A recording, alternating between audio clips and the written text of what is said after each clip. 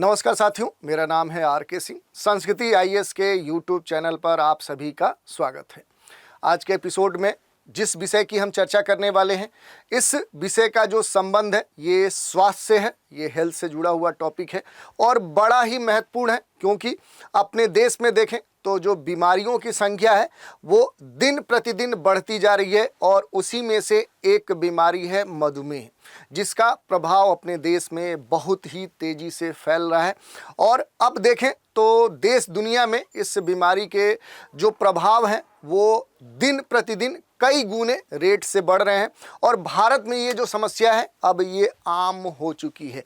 और इसी के संदर्भ में अब एक बड़ी न्यूज़ निकल के आई है और उसी की चर्चा आज हम करने वाले हैं। तो देखेंगे कि इस मधुमेह के उपचार के लिए जो स्मार्ट इंसुलिन की बात की जा रही है, आखिर ये स्मार्ट इंसुलिन है क्या, इसकी क्या विशेषताएं हैं, इसके क्या प्रभाव हैं, क्या लाभ हैं, ये सारे बिंदु होंगे जिन पर हम चर्चा करेंगे। चलिए चर्चा में आगे बढ़ने से पहले आप सभी के लिए एक सूचना है। संस्कृति आईएएस दिवाली अवसर पर एक बड़ा डिस्काउंट आपको प्रदान कर रहा है। ये जो डिस्काउंट है ये 75% तक का है। ये डिस्काउंट यूपीएससी फाउंडेशन कोर्स पर आपको प्राप्त हो सकता है। इसके तहत जो भी प्रीलिम्स मेंस के जो भी कोर्स संचालित किए जाते हैं उन पर 50% तक का आपको छूट प्राप्त हो सकता है। और इसमें सीसेट जो कोर्स है ये पूरी तरह से निःशुल्क है। इसके लिए जो निर्धारित फीस है उसमें एक बड़ा डिस्काउंट प्रदान करते हुए अब ये जो फीस होगी ये केवल मात्र 60,000 होगी, यानी 60,000 होगी। यही नहीं, यूपीपीएससी फाउंडेशन कोर्स जो प्रीलिम्स और मेंस का जो कोर्स है इस पर भी एक बड़ा डिस्काउंट आपको प्राप्त हो सकता है। ये 70% तक का डिस्काउंट आपको मिल सकता है। इसके लिए जो निर्धारित फीस है इसमें भी एक बड़ा डिस्काउंट आपको मिल रहा है और फिर अब जो फीस है वो मात्र 30,000 है। अगर आप अधिक जानकारी चाहते हैं, इच्छुक हैं, तो नीचे दिए गए नंबर 9555124124 पर संपर्क कर सकते हैं, या संस्कृति आईएएस की जो वेबसाइट है sanskritIAS.com, इस पर भी विजिट करके संबंधित जानकारी प्राप्त कर सकते हैं। यही नहीं, इससे जुड़े हुए जो विभिन्न कह सकते हैं कोर्स हैं उन पर भी एक बड़ा डिस्काउंट आपको मिल सकता है। ये यूपीएससी के विभिन्न कोर्स हैं जिसे संस्कृति आईएएस संचालित करता है, इस पर भी एक बड़ा डिस्काउंट मिल रहा है। पीसीएस अलग अलग राज्यों के लिए जो कोर्स संचालित करता है उस पर भी आपको एक डिस्काउंट मिल सकता है। अब चलिए थोड़ा सा बात कर लेते हैं कि जो स्मार्ट इंसुलिन है ये क्यों चर्चा में है। तो देखिए, वैज्ञानिकों ने मधुमेह के उपचार के लिए एक स्मार्ट इंसुलिन विकसित करने में सफलता प्राप्त कर ली है और इस कारण से जो ये स्मार्ट इंसुलिन है ये चर्चा का विषय बनी है। इसका जो नाम रखा गया है ये NNC-2215 रखा गया है। तो इस कारण से ये जो इंसुलिन है जिसे स्मार्ट इंसुलिन कहा जा रहा है, जिसका नाम दिया गया है NNC-2215, ये चर्चा में है। ये व्यक्ति के रक्त शर्करा जो ब्लड कह सकते हैं जो शुगर होता है, इसके स्तर में उतार चढ़ाव के अनुसार वास्तविक समय में प्रतिक्रिया यानी रिएक्शन देता है और इसी कारण से ये चर्चा में है।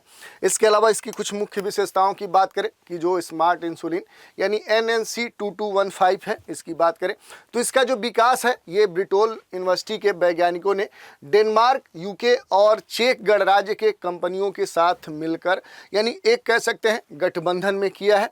इस स्मार्ट इंसुलिन में एक ऑन ऑफ स्विच भी है। यह स्विच जो है इसे रक्त शर्करा के स्तर में परिवर्तनों के लिए वास्तविक समय में प्रतिक्रिया करने में सक्षम बनाता है। ये इसे कैपेबल बनाता है। यह एक रिंग के आकार की संरचना है और एक ग्लूकोसाइड अणु है जो आकार में ग्लूकोज के जैसा दिखता है। तो ये काफ़ी महत्वपूर्ण है। इसके अलावा अगर हम बात करें तो जब आपका जो ब्लड शुगर का जो लेवल है वो कम होता है तो ग्लूकोसाइड रिंग की जो संरचना है उससे ये बढ़ जाता है और इससे इंसुलिन निष्क्रिय अवस्था में रहता है, जिससे रक्त शर्करा का जो लेवल है, जो स्तर है और कम होने से इसे रोका जा सकता है। तो ये इसका महत्वपूर्ण फंक्शन है। इसके अलावा जैसे जैसे जो ब्लड शुगर है इसका जो लेवल है ये बढ़ता है तो ग्लूकोसाइड की जगह ग्लूकोज ले लेता है। तो इस तरह से ये काम करता है और इससे इंसुलिन अपना आकार बदलने लगता है और फिर ये एक्टिव हो जाता है, जिससे आपका जो ब्लड शुगर है उसका जो लेवल है उसको ये सुरक्षित सीमा यानी जो आपके लिए आइडियल लेवल हो सकता है वहाँ तक ये लेवल स्थिर रखता है और इस कारण से आपका जो ब्लड शुगर है या जो आपका रक्त शर्करा है वो मेंटेन रहता है। तो इस कारण से इस तरह से ये काम करता है। थोड़ा सा हम बात कर लें कि जो मधुमेह है, जो डायबिटीज है, इसके बारे में। तो ये जो बीमारी है ये रक्त में जो आपका ब्लड होता है, जो ग्लूकोज होता है, जो रक्त शर्करा है, जिसको सामान्य तौर पे आम बोलचाल में लोग शुगर बोलते हैं कि इन्हें शुगर हो चुका है, इसकी मात्रा आवश्यकता से अगर बहुत अधिक हो जाती है तो इसे ही मधुमेह कहा जाता है, डायबिटीज़ कहा जाता है। लोग आम बोलचाल की भाषा में इसे शुगर कहते हैं। ये दो प्रकार की होती है, टाइप 1 मधुमेह और टाइप 2 मधुमेह। यानी टाइप 1 डायबिटीज़ होता है और टाइप 2 डायबिटीज़ होता है। इनके बारे में थोड़ा सा हम देखें कि आखिर टाइप 1 जो डायबिटीज़ होता है ये क्या होता है। तो टाइप 1 जो मधुमेह है इसे चाइल्डहुड डायबिटीज़ भी कहा जाता है। ये एक ऑटो इम्यून प्रतिक्रिया के कारण होता है, जिसमें शरीर की जो प्रतिरक्षा प्रणाली है ये इंसुलिन हार्मोन का स्राव करने वाली अग्नाशय जो कह सकते हैं यहाँ पर है, उसकी बीटा कोशिकाओं को नष्ट कर देती है और इसके लिए आनुवांशिक कारक भी जिम्मेदार होते हैं। ये खास तौर पे खतरनाक होती है और इंसुलिन हार्मोन रक्त में ग्लूकोज के स्तर को नियंत्रित करने के लिए खास तौर पे जिम्मेदार होता है। और टाइप 1 जो मधुमेह है इसमें मुख्यतः जो बच्चे हैं, जो किशोर हैं, वो इससे खास तौर पे प्रभावित होते हैं। तो ये महत्वपूर्ण बात है। इसके अलावा जो टाइप 2 मधुमेह है, ये जो मधुमेह है ये सबसे आम है। आप देखते होंगे कि जितने लोग सामान्य तौर पे डायबिटीज से प्रभावित हैं तो अधिकांश आप देखेंगे 95% जो लोग हैं वो किस प्रकार के मधुमेह से प्रभावित हैं, तो वो टाइप 2 मधुमेह होता है, टाइप 2 डायबिटीज होता है। ये सबसे आम होता है। इसमें शरीर की जो कोशिकाएं हैं ये इंसुलिन का ठीक से उपयोग नहीं कर पाती हैं और इसमें अगर देखें तो जो अग्नाशय है इससे इंसुलिन का जो निर्माण तो होता है, लेकिन वो उसकी जो मात्रा होती है वो सही नहीं होती। जितना आपके बॉडी के लिए होना चाहिए वो अनुपात सही नहीं होता। ये हमारे रक्त शर्करा के स्तर को सामान्य श्रेणी में रखने के लिए पर्याप्त नहीं होता है और इसी को हम टाइप 2 मधुमेह कहते हैं। टाइप 2 जो मधुमेह है ये किसी भी उम्र में हो सकता है और इसी कारण से सबसे अधिक जो संख्या है वो इसी कह सकते हैं मधुमेह के प्रकार की। इसके अलावा थोड़ा सा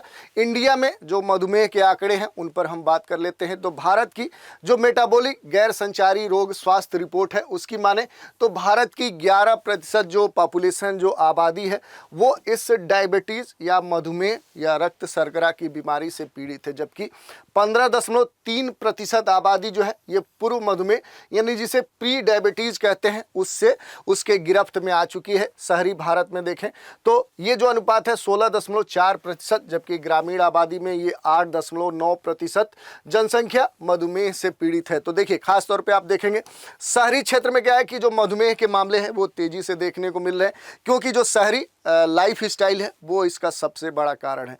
जबकि जो ग्रामीण लोग हैं उनमें जो शर्करा रक्त शर्करा से जुड़े हुए जो बीमारी के मामले हैं वो कम देखने को मिले हैं। हालांकि वहाँ भी अब ये संख्या बढ़ रही है, क्योंकि जो ग्रामीण क्षेत्र है वहाँ भी अब जो लाइफ स्टाइल के मामले में देखें तो वो अब बदलता हुआ जो परिदृश्य है वो इसका कारण है। शहरी आबादी का लगभग 15.4% और ग्रामीण भारत का लगभग 15.2% प्री डायबिटिक चरण में है। तो अब देखिए यहाँ पर जो मामला है अब लगभग समान होते जा रहा है। वो यही कारण है कि अब शहरों की तरह ग्रामीण क्षेत्रों में भी जो लाइफ स्टाइल है वो बदल रही है और वहाँ पर अब जो लाइफ स्टाइल है वो एक्टिव नहीं है। सबसे जो बड़ा कारण इस रोग का है वो एक्टिव लाइफ। शहरों में जैसे लोग डीएक्टिव रहते हैं ठीक वैसे अब ग्रामीण परिदृश्य में भी ये स्थिति देखने को मिल रहा है। इस कारण से जो प्री डायबिटिक जो मामले हैं अब ग्रामीण शहरों दोनों में समान रूप से देखने को मिल रहे हैं। उत्तर प्रदेश में जो मधुमेह का प्रसार है ये सबसे कम है और गोवा में सबसे अधिक है। आप समझ सकते हैं गोवा में जो लाइफ स्टाइल है वो एक तरह से देखें तो हाई कल्चर्ड है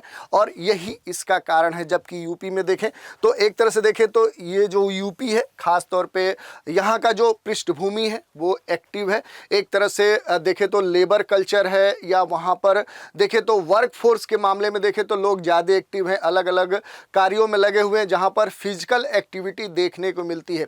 जहाँ भी लोगों के बीच में फिजिकल एक्टिविटी देखने को मिलेगी वहाँ पर मधुमेह के जो मामले हैं वो कम देखने को मिलेंगे। तो इस मामले में अगर देखें तो यूपी की जो स्थिति है वो अच्छी मानी जाएगी, लेकिन गोवा की स्थिति सबसे बदतर है। इसके अलावा अगर देखें तो WHO के अनुसार भारत में 18 वर्ष से अधिक आयु के 77 मिलियन लोग मधुमेह यानी टाइप 2 से पीड़ित हैं और लगभग 25 मिलियन जो है वो प्री डायबिटिक है। तो ये एक बड़ा कह सकते हैं आंकड़ा है, और अब ये हमारे लिए कहें तो सावधान होने वाली बात है। तो भारत में देखें तो इस समय जो डायबिटीज़ के मामले हैं वो बड़े ही तेज़ी से बढ़ रहे हैं, और भारत में ऐसा नहीं कि शहरों में ही ये मामले बढ़ रहे हैं, बल्कि ग्रामीण क्षेत्रों में भी इसके जो मामले हैं वो अब तेज़ी से बढ़ रहे हैं। तो ये आज हमारे चर्चा का विषय था कि आखिर स्मार्ट इंसुलिन है क्या, ये कहाँ पर विकसित किया गया है, इसके क्या लाभ होंगे। इसके अलावा हमने देख लिया कि जो डायबिटीज़ है इसके अलग अलग कौन से प्रकार हैं, उनकी क्या विशेषताएं हैं। आज की चर्चा पर एक प्रश्न भी देख लेते हैं। प्रश्न है, टाइप 1 मधुमेह के संदर्भ में निम्नलिखित में से कौन सा कथन असत्य है। पहला विकल्प है इसे चाइल्डहुड डायबिटीज भी कहा जाता है। बी है यह एक ऑटो इम्यून प्रतिक्रिया के कारण होता है। सी है इसमें शरीर की कोशिकाएं इंसुलिन का ठीक से उपयोग नहीं कर पाती हैं। डी है इससे मुख्य रूप से बच्चे और किशोर जो होते हैं वो प्रभावित होते हैं। तो हमने बात कर ली कि आखिर स्मार्ट इंसुलिन है क्या, क्यों चर्चा में है, और इससे जुड़े हुए जो महत्वपूर्ण पहलू हैं उन पर भी हमने बात कर ली। तो आज के एपिसोड में इतना ही। नए एपिसोड में एक नए विषय के साथ फिर मिलेंगे, तो आप हमारे साथ बने रहें। इसके लिए धन्यवाद।